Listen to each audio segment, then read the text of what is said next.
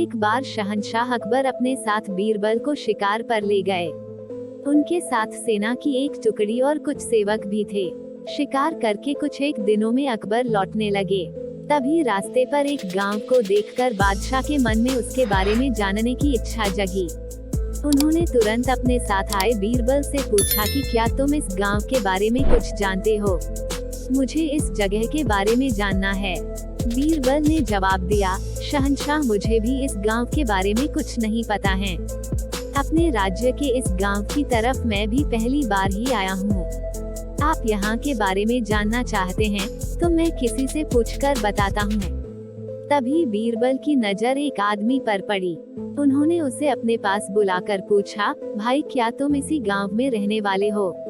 अगर हाँ तो इस गांव के बारे में मुझे सब कुछ बता दो। यहाँ सब बढ़िया तो चल रहा है न?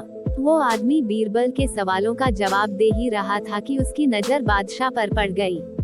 उसने उन्हें पहचान लिया। फिर बोला कि साहब आप लोगों के राज में यहाँ कुछ खराब कैसे हो सकता है? यहाँ सब कुछ बढ़िया है। तब बादशाह ने उससे पूछा, तुम्हारा नाम क्या है? उस व्यक्ति ने जवाब में कहा, मेरा नाम गंगा है।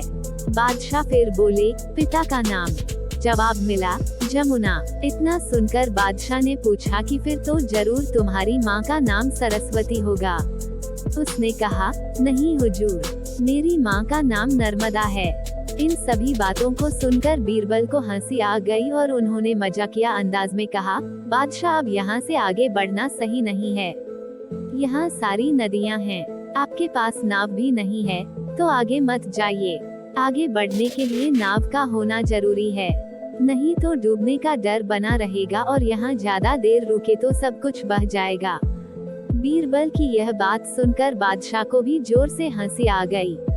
वो व्यक्ति भी बीरबल का मजाक सुनकर मुस्कुराते हुए वहाँ से चला गया।